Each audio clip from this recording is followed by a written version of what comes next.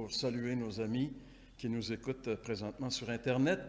Ce matin, on poursuit notre étude dans l'Évangile selon Luc. On arrive au dernier chapitre, qui est le chapitre 24.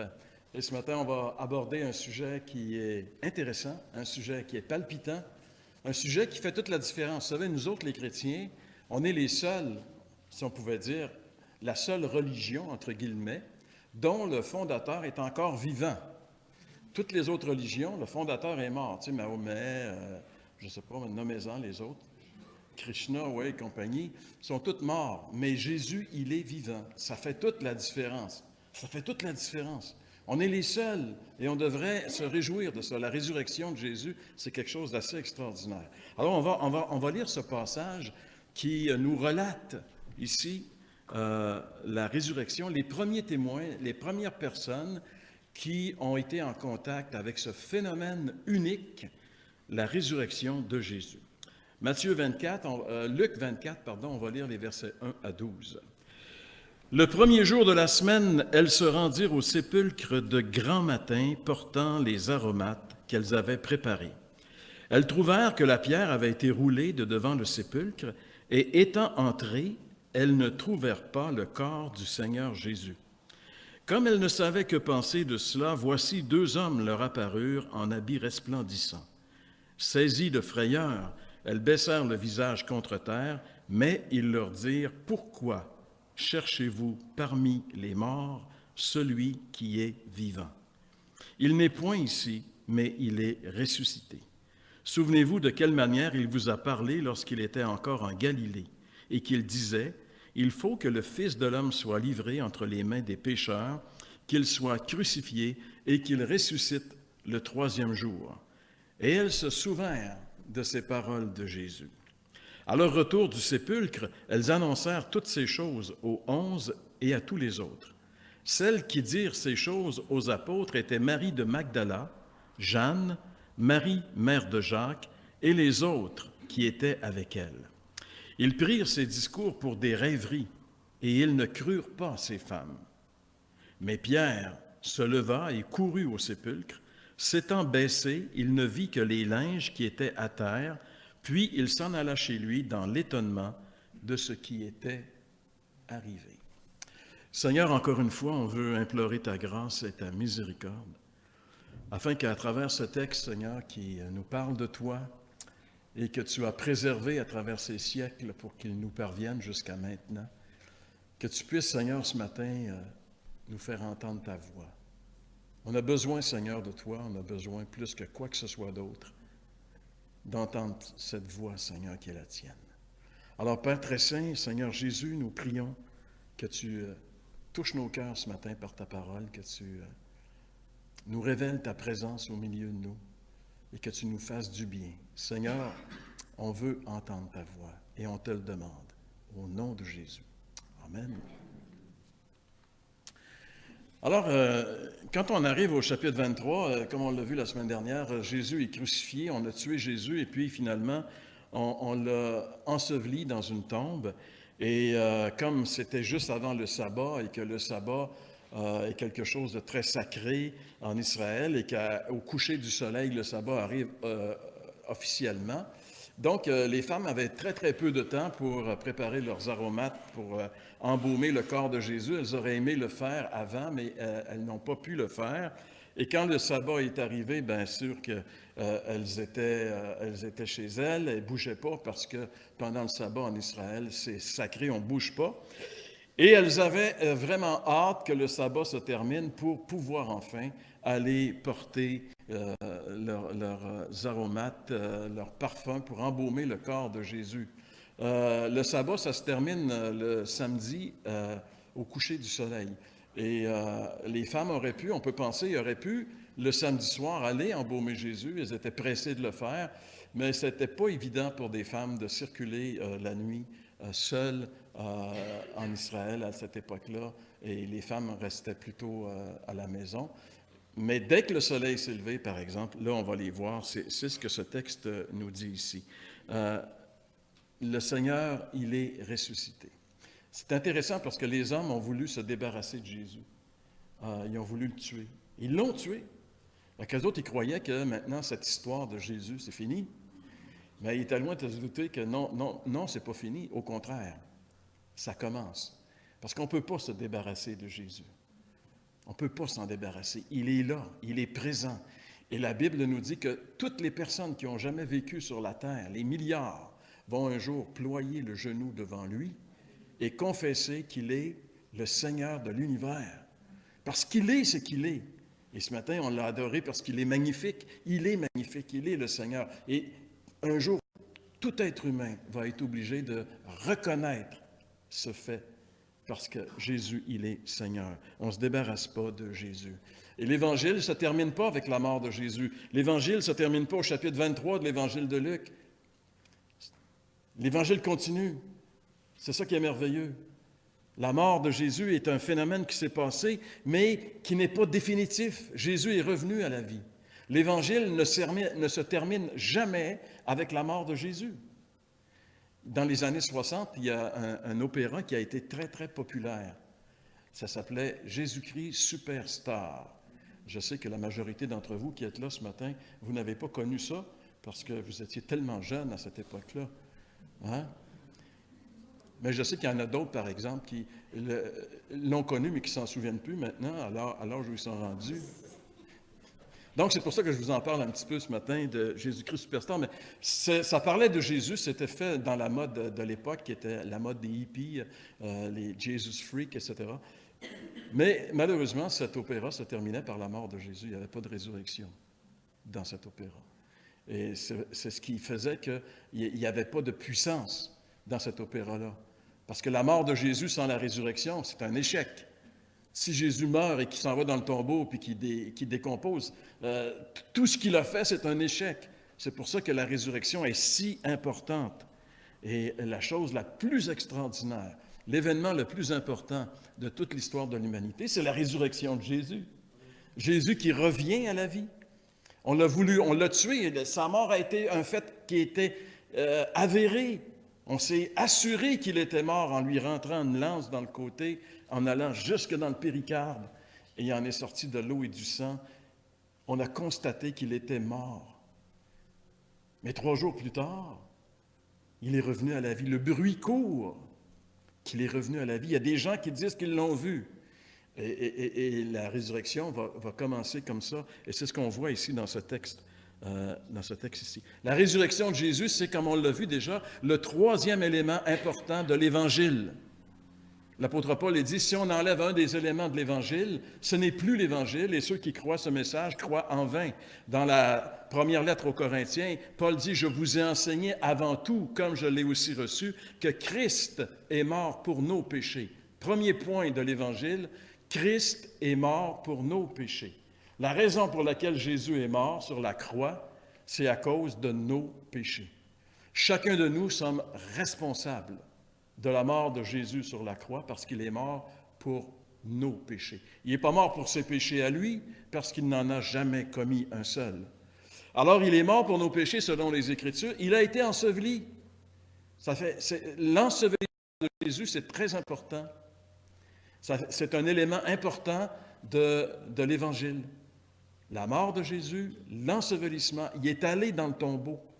Il a vraiment, vraiment vécu la mort, pleinement. Il a passé toute une journée dans le tombeau, et ça donne bien, parce que la journée qu'il a passée dans le tombeau, c'était un samedi. Puis un samedi, pour les Juifs, c'est un sabbat. Et Jésus, il a accompli le sabbat, il s'est reposé ce jour-là dans le tombeau. On n'a pas besoin, vous savez, il y a en fait, il y a des religions ou des sectes chrétiennes ou je ne sais pas trop quoi qui disent « il faut faire le sabbat, il faut faire le sabbat ». Puis ils vont nous amener tous les textes de l'Ancienne Alliance pour nous dire ça. Ils n'ont pas compris que le sabbat a été accompli. Le sabbat a été accompli. L'Évangile, c'est l'œuvre accomplie parfaitement, totalement et éternellement. On est dégagé. Christ l'a fait. Tu n'as pas à le faire, il l'a fait. Il a dit, tout est accompli. Il a tout accompli, la loi. Il est venu pour l'accomplir, pas l'abolir, l'accomplir. Il l'a accompli, même le sabbat. Il l'a accompli. ce jour-là. Donc, et le troisième point, il est ressuscité le troisième jour selon les Écritures. Selon les Écritures. Le troisième jour, Jésus est revenu à la vie. On l'a tué, mais il est revenu à la vie. Aucun autre grand personnage de l'histoire, quel qu'il soit, nommez-les les plus grands, aucun n'est revenu à la vie après que sa mort a été constatée. Les grands empereurs de Rome, de l'Empire romain, sont morts, César, Néron, et ne sont jamais revenus à la vie. Les grands personnages de l'histoire, Napoléon, Adolf Hitler, même s'il y a bien des choses qui courent autour de sa mort mystérieuse. Il est mort. Dormez en paix, Hitler est mort. Heureusement qu'il n'est pas ressuscité, lui. Hein? Il y en a juste un qui est ressuscité, c'est le Seigneur Jésus-Christ, notre Sauveur et Seigneur. Il est revenu à la vie. Et ici, on a le texte de ça. Et la résurrection de Jésus, elle est une résurrection unique. Il n'est pas ressuscité comme Lazare. Tu sais, un jour, il a ressuscité Lazare. En fait, il y a trois résurrections que Jésus, en fait, qui nous sont rapportées dans les évangiles. La fille de Jaïrus, le jeune homme de la ville de Naïn et Lazare, son ami de Béthanie. Mais ces trois personnes que Jésus a ramenées à la vie, ils sont mortes après. Ils sont ressuscités avec leur propre corps, pas un corps transformé.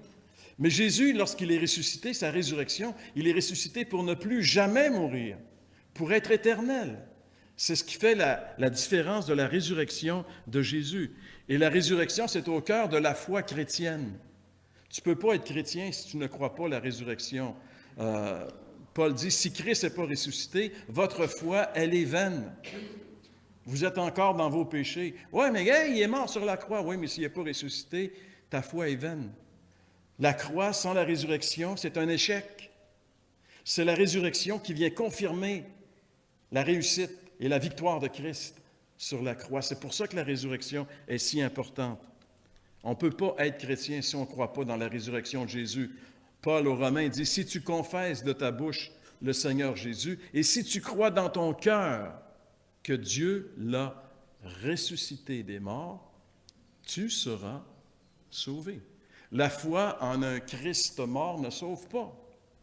C'est la foi dans un Christ ressuscité qui nous accorde la vie éternelle. Et la résurrection de Jésus, c'est un élément qui était tellement important pour les premiers chrétiens. C'est un phénomène. Pour eux, là, c'était du palpable, c'était du visible, ça a changé leur vie. Et c'est tellement important que quand ils ont eu, un des premiers problèmes de l'Église a été de remplacer Judas.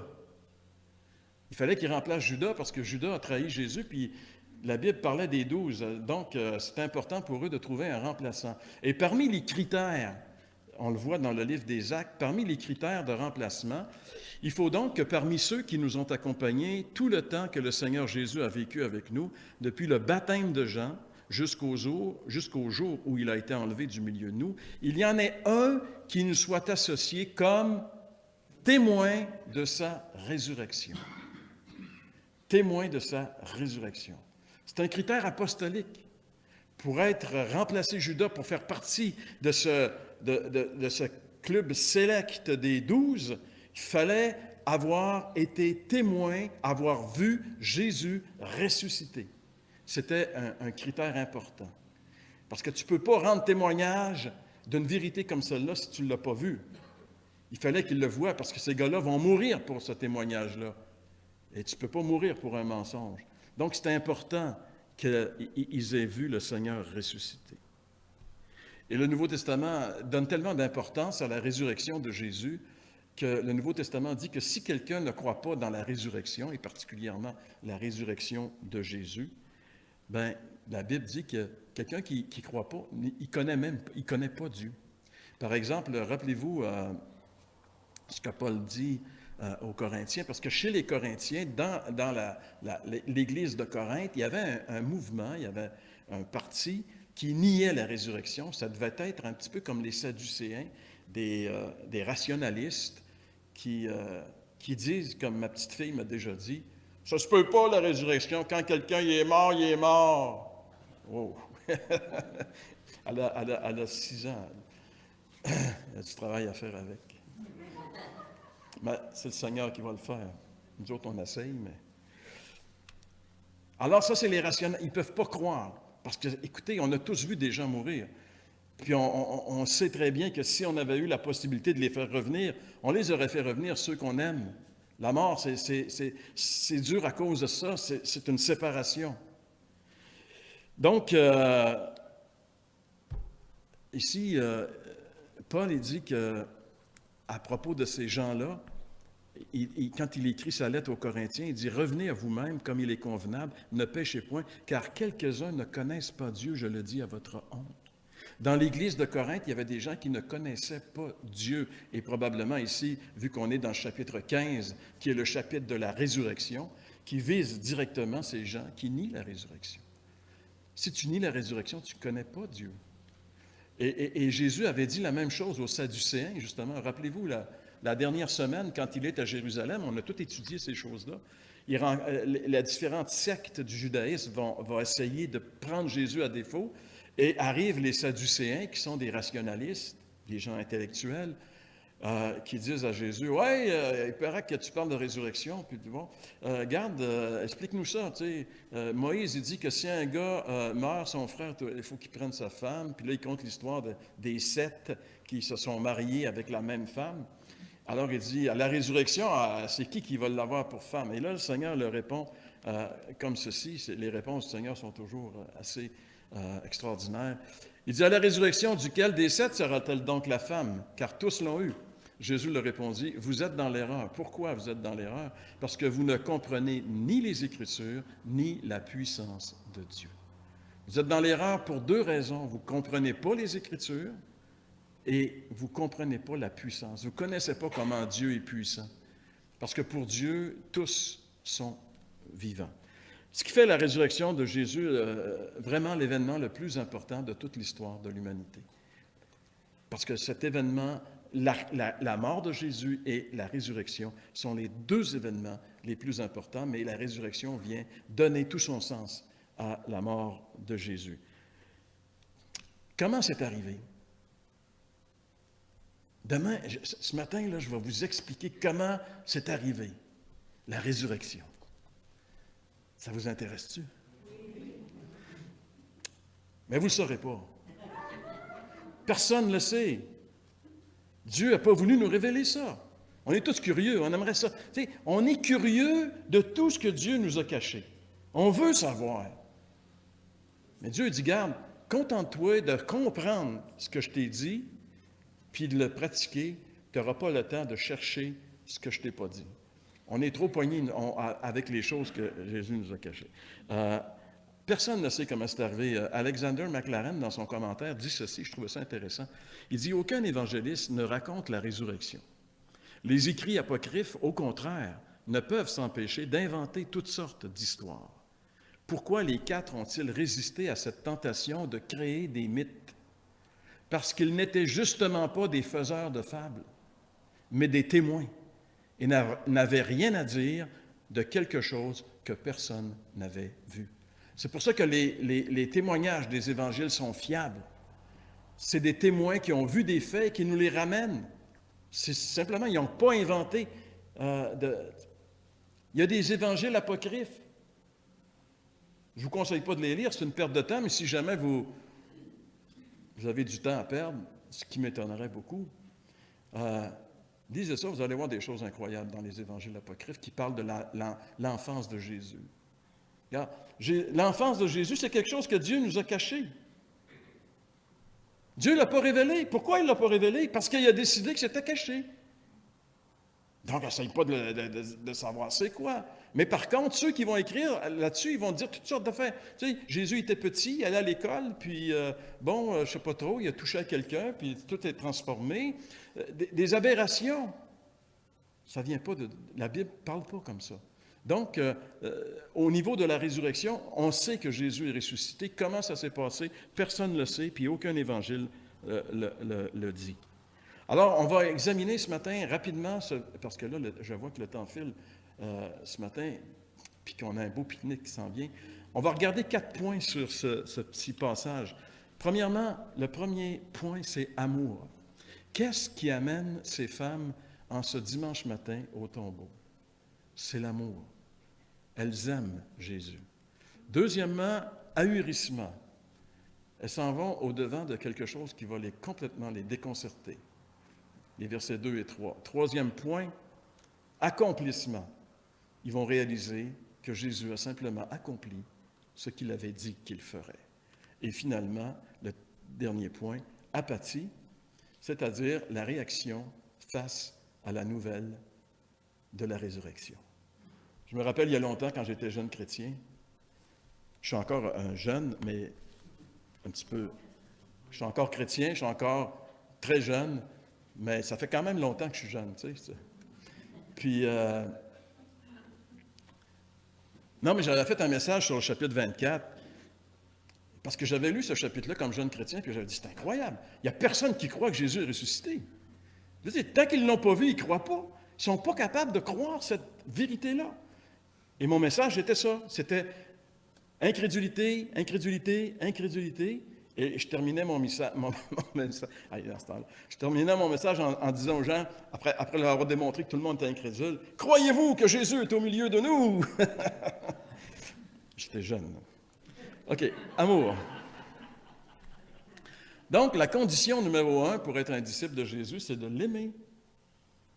Hein? À Pierre, quand il rencontre Pierre sur le bord du lac de Galilée, en passant, on va aller là au mois de mai, ceux qui sont intéressés.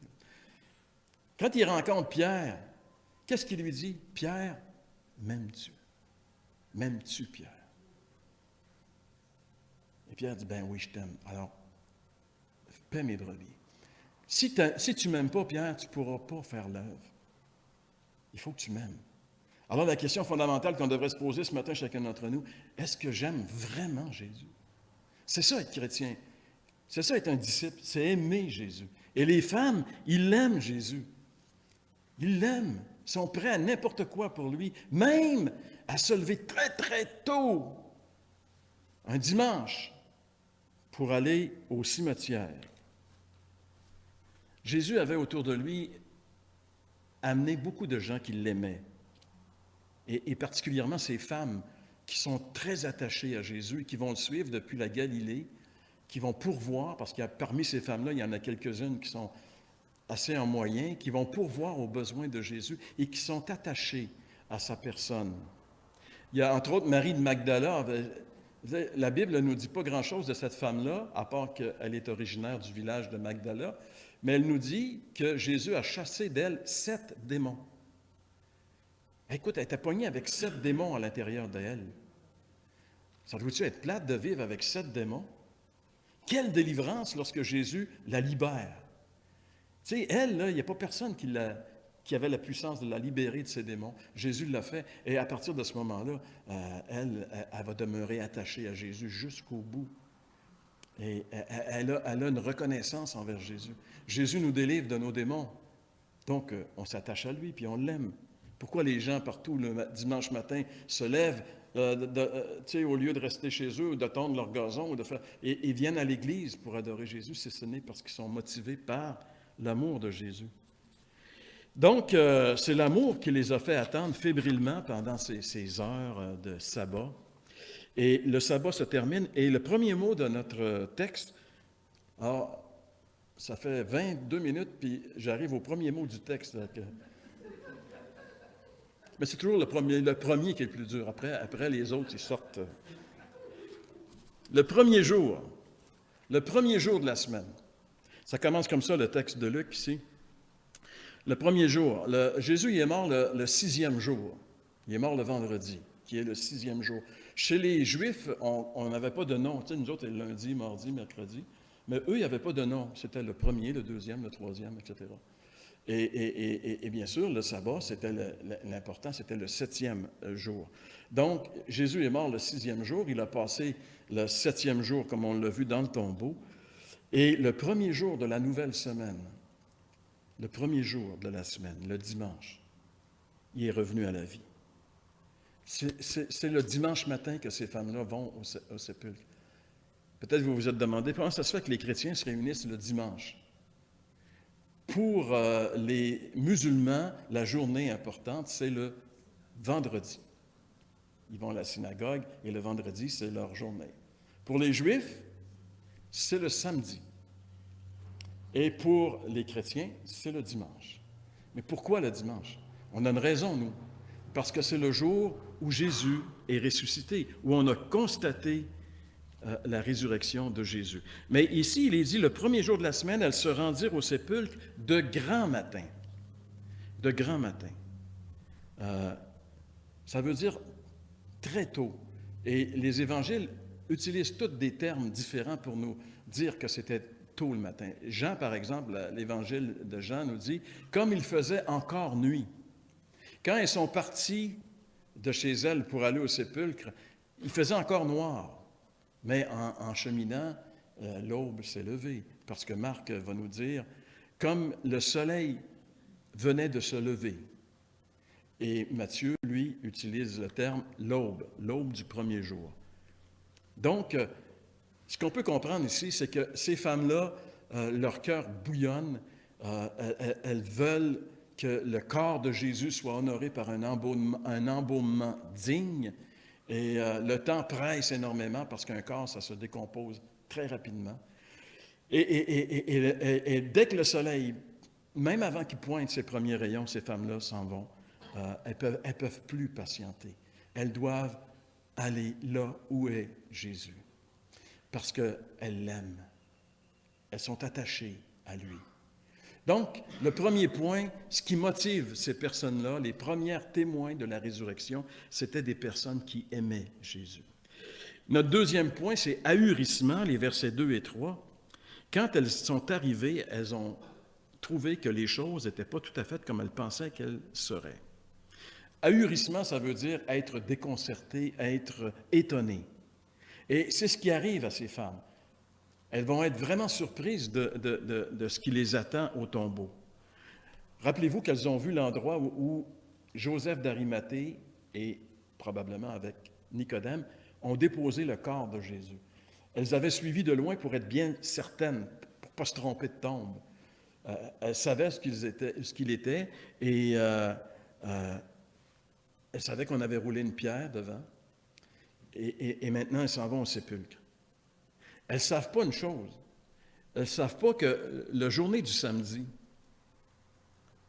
les dirigeants juifs de la religion, les leaders, sont allés voir les Romains puis ils ont dit, faites quelque chose parce que ces disciples vont venir l'enlever puis ils vont faire croire qu'il est ressuscité. Fait que les Romains ont fait sceller la pierre. Ça veut dire que c'était vraiment, si tu touches à ça, c'est ta vie qui est en danger. On voit ça dans l'Évangile de Matthieu. Pilate leur dit, vous avez une garde, allez, gardez-le comme vous l'entendez. Ils s'en allèrent et s'assurèrent du sépulcre au moyen de la garde, après avoir scellé la pierre. La pierre est scellée. Alors, elles ne le savent pas. Pour elles, tout ce qu'elles savent, c'est qu'il y a une grosse pierre qu'il faut rouler pour aller porter nos aromates et nos parfums à Jésus. Et elles se posent des questions en s'en allant. Marc nous rappelle, elles se disaient entre elles, qui nous roulera la pierre loin de l'entrée du sépulcre? Pendant qu'elles s'en vont, elles discutent ensemble, puis elles se demandent, qui est-ce qui va nous rouler la pierre? Et au verset 2, ici, on lit qu'elles trouvèrent que la pierre avait été roulée de devant le sépulcre. Quand sont arrivées, la pierre était roulée. Matthieu nous dit que quand sont arrivées, c'est là que la pierre s'est ouverte. Les 4 évangiles nous amènent des éléments qui sont pas contradictoires, mais qui sont différents les uns des autres sur ce texte-là. Après le sabbat, à l'aube du premier jour de la semaine, Marie de Magdala et l'autre Marie allèrent voir le sépulcre. Et voici, il y eut un grand tremblement de terre, car un ange du Seigneur descendit du ciel, vint rouler la pierre et s'assit dessus. Alors Matthieu nous donne plus de détails. Quand sont arrivés, ça s'est produit à ce moment-là. La pierre a été enlevée par cet ange qui est venu. Et la pierre a été enlevée pas pour que Jésus sorte. Jésus n'est plus dans le sépulcre. La pierre a été enlevée pour que les femmes puissent entrer et constater que le sépulcre est vide. Alors elles sont entrées, hein? Il nous est dit dans Marc, elles entrèrent dans le sépulcre, virent un jeune homme assis à la droite, vêtu d'une robe blanche, et elles furent épouvantées. Il se passe un tas d'affaires incroyables. Les anges se promènent, les pierres roulent, il se passe des tremblements de terre. On est dans des phénomènes ici, comme les phénomènes de la croix. La résurrection, ça se produit avec des phénomènes miraculeux au-delà du normal. Donc, elles sont ahuries, elles sont étonnées, elles sont complètement déconcertées. Et elles trouvent le tombeau, mais il est vide. Jésus n'est pas dans le tombeau. Et là, ça les amène à se poser 1000 questions. On sait que Marie de Magdala, elle va penser ce que les Romains, ce que les Juifs avaient dit. Elle va dire, ils sont venus, ils ont enlevé mon Seigneur, je ne sais pas ce qu'ils l'ont emmené. Il faut qu'ils trouvent une solution, il faut qu'ils trouvent une... Ils sont devant un énigme incroyable. Ils ont vu déposer le corps dans le tombeau il y a 2 jours, il arrive là, il n'est plus là. Il est où? Alors, pour qu'elles aient des réponses à leurs questions, Dieu va susciter, encore une fois, ici, des anges. Dans les versets 4 à 8, on a les réponses ici. C'est pour ça que j'ai marqué accomplissement, c'est-à-dire les anges vont simplement dire à ces femmes-là, ce qui s'est passé ici, c'est tout simplement ce que Jésus vous avait dit qui se passerait ici. Alors ces femmes-là sont perplexes devant le tombeau vide. Verset 4, comme elles ne savaient que penser de cela, voici 2 hommes leur apparurent. 2 hommes leur apparurent. Les 2 hommes de Luc, on le sait à travers les autres évangiles synoptiques, c'est 2 anges qui leur ont apparu. Et ça n'a rien pour les calmer. T'sais. Un ange vient, ouvre il rentre en dedans encore un autre ange qui leur apparaît. Verset 5, c'est marqué, « Elle saisit de frayeur ». Ces femmes-là sont effrayées parce qu'ils sont devant des choses qui ne sont pas normales. Quelqu'un qui ressuscite, ce n'est pas selon la norme. Il se passe ici quelque chose qui défie l'intelligence et l'entendement. Alors, les anges vont, bien avant Guillaume Lepage, poser à ces femmes-là la question qui tue. Pourquoi cherchez-vous parmi les morts celui qui est vivant? Pourquoi cherchez-vous parmi les morts celui qui est vivant? Ces femmes-là aimaient beaucoup Jésus, mais ces femmes-là étaient incrédules. Vous savez, on peut aimer Jésus puis être incrédule. On peut aimer Jésus puis ne pas être conscient de ce qu'il a dit. On peut construire un amour de Jésus qui est simplement émotif, mais qui n'est pas selon la vérité. Parce que si elles avaient cru Jésus, ce matin-là, elles ne seraient pas levées pour aller au sépulcre. Parce que ce matin-là, elles auraient su qu'on ne cherche pas Jésus, le vivant, parmi les morts. On ne cherche pas Jésus dans un cimetière. C'est un vivant. Alors, c'est ce qu'il dit ici. Pourquoi cherchez-vous les morts? Pourquoi cherchez-vous parmi les morts celui qui est vivant? Jésus, il n'est plus mort. Il est vivant. Ça, c'est la bonne nouvelle que cet ange-là dit à ces femmes. Jésus n'est plus mort. Et Jésus lui-même, quand Jean va le voir dans le livre de l'Apocalypse, le premier verset, la vision que Jean a eue dans l'île de Patmos, Jésus va lui dire, « Je suis le premier et le dernier, le vivant. J'étais mort, et voici, je suis vivant au siècle des siècles. » Jésus ne nie pas qu'il a été mort. C'est une vérité importante. Il a expérimenté la mort pour nous, mais maintenant, il vit au siècle des siècles. Donc, elles font une très grave erreur que de chercher la personne de Jésus dans un cimetière. Pourquoi? Parce que Jésus leur avait dit.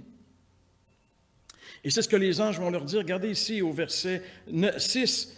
« Il n'est point ici, il est ressuscité. Souvenez-vous de quelle manière dont il vous a parlé quand il était en Galilée. Souvenez-vous, rappelez-vous qu'est-ce qu'il vous a dit. » Tu sais, il avait oublié.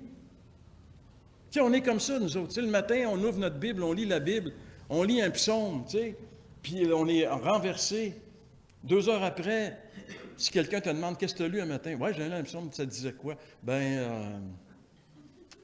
Je ne sais pas, un peu. Non, mais on est comme ça. Alors, ces femmes-là étaient comme nous. Sauf que là, c'est Jésus qui leur parlait. Mais tu sais, Jésus nous parle, est-ce qu'on prend le temps de s'arrêter et de bien saisir ce qu'il nous dit? Il y a beaucoup de choses qu'on croit croire. On croit croire, mais qu'on ne croit pas. Parce que si on croyait vraiment tout ce que Jésus nous dit, wow, l'Église, là, ce serait une puissance qui ferait parler d'elle. Tu sais, un jour, je me rappelle, quand il y avait eu, dans les années 80, le scandale de Pierre Lacroix. Je ne sais pas si vous vous rappelez de ça. Pierre Lacroix, c'était un catholique qui faisait des émissions de télévision. Puis, à un moment donné, je ne sais pas si c'est vrai ou c'est faux, moi, je n'ai jamais étudié ça, mais ce gars-là, on a commencé à l'accuser de toutes sortes de choses. Et puis, ça a fait les manchettes. On parlait de lui, de son mouvement et de tout ça, dans tous les médias. Puis, je me rappelle, j'étais dans une conférence, puis je n'étais pas un conférencier, mais j'étais juste le présentateur, etc. Puis, j'avais dit à mes frères qui étaient là, j'avais dit, écoutez,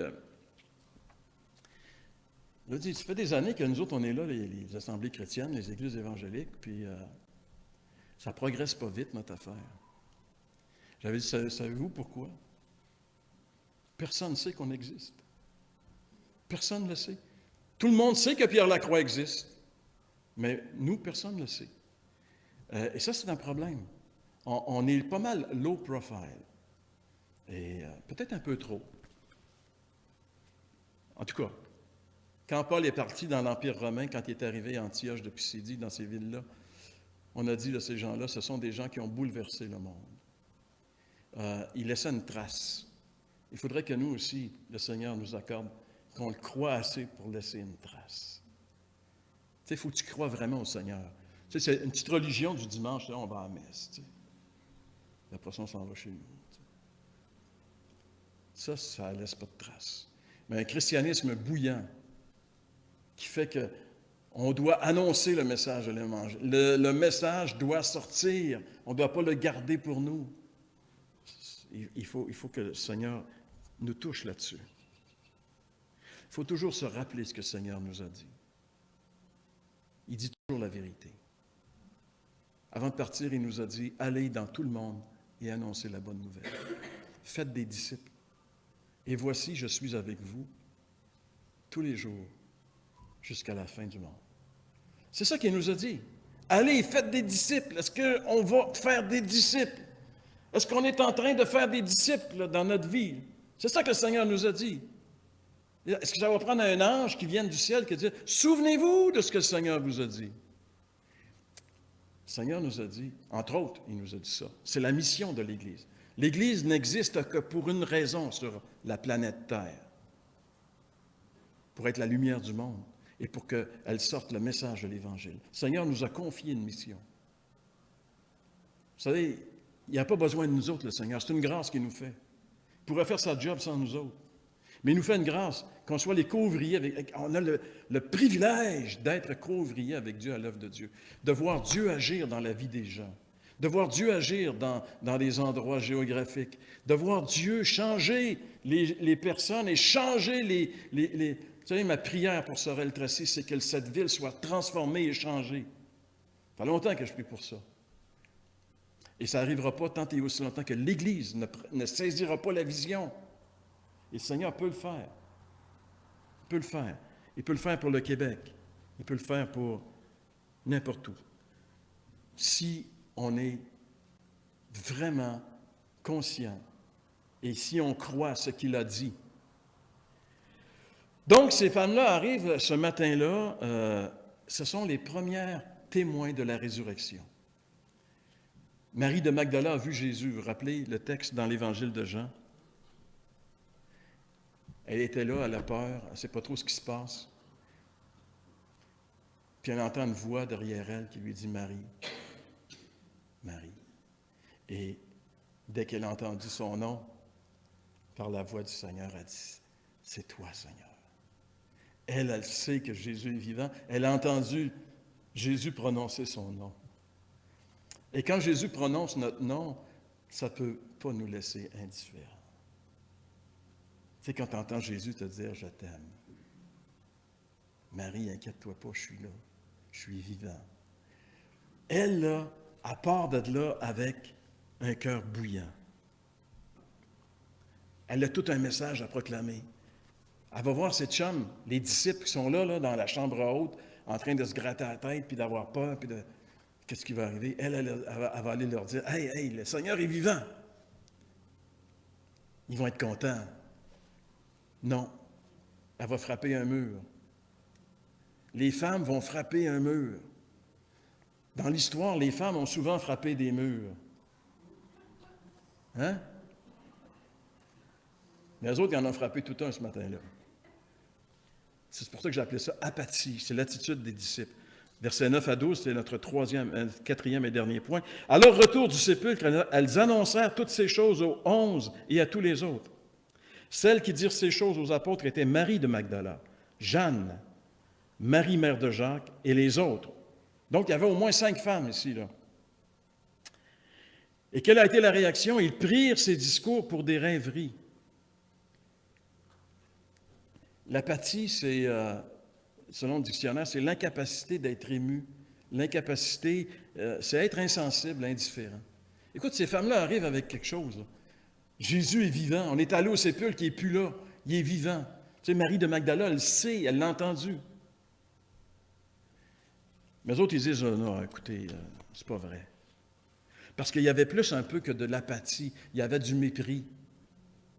Ils disent, c'est des rêveries. Ils ne crurent pas ces femmes. Elles rêvent. Elles l'aiment tellement. Tu sais, les femmes, hein, c'est comment on peut dire, poétique. Hein? Ça se fait des histoires de princes charmants. Puis, ça nourrit leurs histoires. Quand elles sont petites, elles attendent le prince charmant qui arrive. Et là, nous, on arrive. Puis elles se disent, c'est peut-être pas tout à fait ça, mais en tout cas, si c'est tout ce qu'il y a, on va le prendre.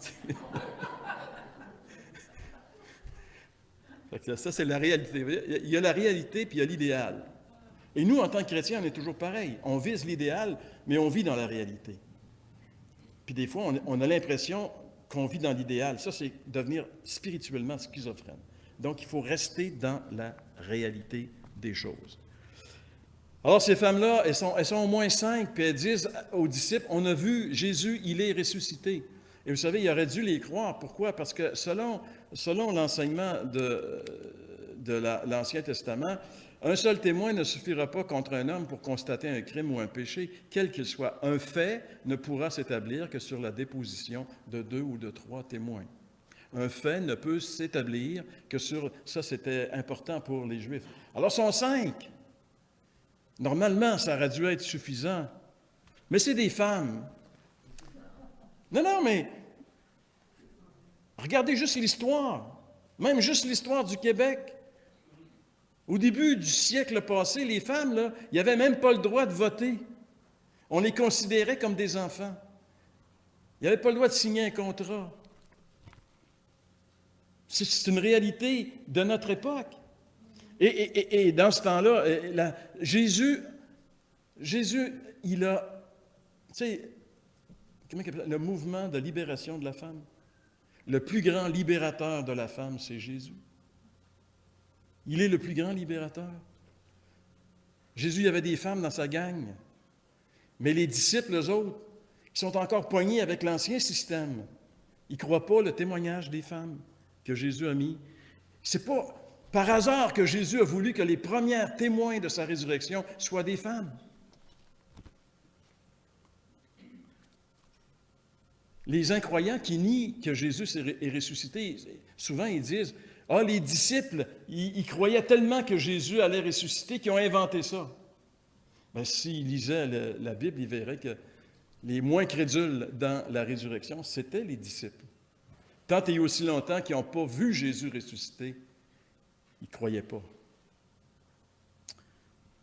Et Pierre, lui, bien, comme c'est son habitude, quand il entend les femmes, Pierre, il y a une réaction un peu différente. Au verset 12, il est dit, Pierre se leva et courut au sépulcre. Pierre, il ne pouvait pas rester, parce que Pierre, il a un petit problème à régler avec Jésus. Hein? Et il a comme hâte de le voir pour régler son problème. Alors, il s'en va au sépulcre, puis il a constaté que le sépulcre était vide. Donc, malheureusement, le témoignage des premiers témoins de la résurrection de Jésus n'a pas trouvé de foi. J'arrive à ma conclusion avec cette belle image. La résurrection de Jésus, c'est l'événement le plus important de toute l'histoire de l'humanité. Parce que sans la résurrection de Jésus, la croix où Christ est mort n'a aucune puissance. Et comme Paul le dit, sans la résurrection de Jésus, même si Jésus est mort pour nos péchés, on reste coupable de nos péchés devant Dieu. Mais si la résurrection est vraie, alors tout change. Ça veut dire que Jésus a réussi. Dieu a mis son sceau sur l'œuvre de son Fils en le ramenant à la vie. Et ça veut dire que nous sommes entièrement, éternellement et complètement justifiés de tous nos péchés. C'est ce que Paul va dire dans Romains chapitre 4 lorsqu'il va dire « Jésus a été livré pour nos offenses et il est ressuscité pour notre justification. » La preuve que Dieu ne me condamnera pas pour mes péchés, c'est que Jésus est vivant. Jésus est ressuscité pour ma justification. Et puisque Jésus est vivant, ça veut dire quoi? Ça veut dire qu'il est possible d'entrer en contact avec lui. Ce n'est pas un mort, c'est un vivant. L'apôtre Paul, Saul de Tarse, l'a rencontré, le Christ ressuscité sur la route de Damas. Et sa vie a été complètement transformée. Toute personne qui a rencontré le Christ ressuscité a vu sa vie transformée. C'est l'expérience de tout véritable chrétien. C'est pour ça qu'on peut demander à un chrétien, « J'aimerais entendre ton témoignage. Comment tu as rencontré le Christ ressuscité? Comment ça s'est passé? » Et chaque croyant est capable de dire, « J'étais mort, mais maintenant je suis vivant, j'ai rencontré le Christ. » Lorsqu'il a plu au Père de me révéler son Fils, dit l'apôtre Paul. Quelle grâce le Seigneur a fait.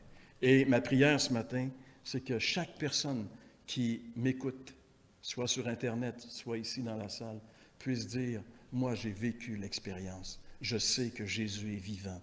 Je sais qu'il est ressuscité parce que je l'ai rencontré et que maintenant, chaque jour, je vis avec lui. Que ce soit ton expérience. C'est ma prière. C'est pour ça que Jésus est ressuscité. Amen. Seigneur, on voudrait ce matin te remercier pour avoir exercé ta puissance en ramenant ton Fils de la mort à la vie et en démontrant par ce geste surprenant, déconcertant, extraordinaire, que tu as approuvé son œuvre à la croix et que maintenant, tous nos péchés sont pardonnés. Alors Seigneur, reçois notre adoration ce matin et que cette réalité de la résurrection de Jésus puisse habiter nos cœurs et nous motiver à aller de l'avant avec ce glorieux message de l'Évangile. Bénis, Seigneur, les églises évangéliques du Québec. Bénis l'Assemblée chrétienne de Sorel qui veut sortir ce message. Bénis nos frères de Blainville avec le pasteur Claude qui est avec nous ce matin. Bénis leur effort pour faire sortir le message et que ton nom soit honoré et glorifié dans cette province. Seigneur, c'est ce que nous te demandons ce matin, dans le nom de Jésus. Amen.